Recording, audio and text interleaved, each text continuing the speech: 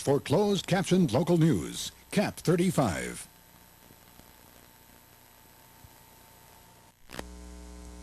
Good evening. You're watching Northwest Now. I'm Kevin Shaub. And I'm Tyffani Peters. Thanks for joining us tonight.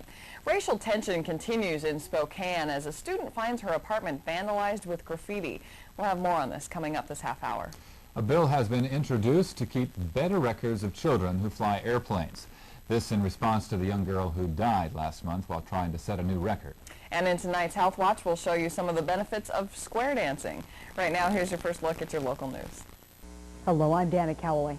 Yakima police are investigating the latest in a series of gang-related shootings. The latest happened this afternoon on South 8th Street. Police say Rafael Gomez was standing in his front yard arguing with about 10 other kids all dressed in red.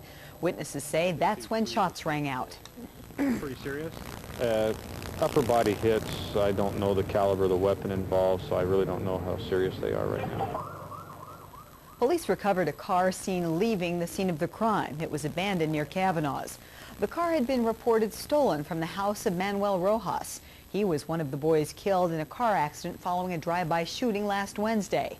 Police are now investigating to see if all of these events are somehow related. They have identified several suspects. Gomez, meanwhile, is listed in critical condition at this moment. A Yakima woman is recovering from a horrible ordeal that happened this weekend. Authorities say Saturday night somebody kidnapped this 19-year-old girl in Sunnyside. Then he drove her to Toole Road near Toppenish where he attacked her. She survived, making her way to a nearby house to find help. Then she was rushed to Toppenish Hospital where she was treated for several stab wounds. The suspect is a white man. He's between 40 to 50 years old, stands about 6 feet 2 inches tall. He wears glasses and he's balding with short and dark hair, possibly graying.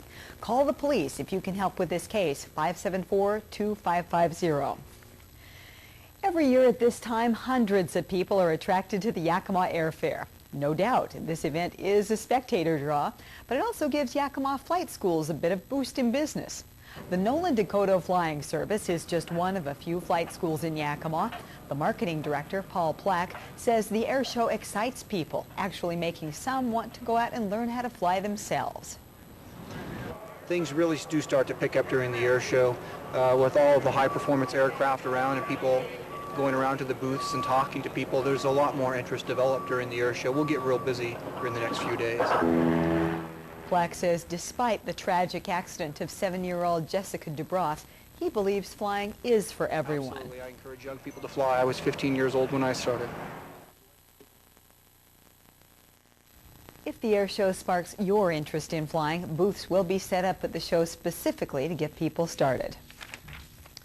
Some foreign visitors are getting a crash course in American government. They've been sent here by their countries to study how government works in the whole big picture of U.S. politics. The 6 visitors started their trip in Washington, D.C. with a look at the national level. Then they spent some time in Olympia to see the state level. And today they're in Yakima, looking at how the county works. These foreign visitors are seeing law enforcement, the court system, and voting procedures.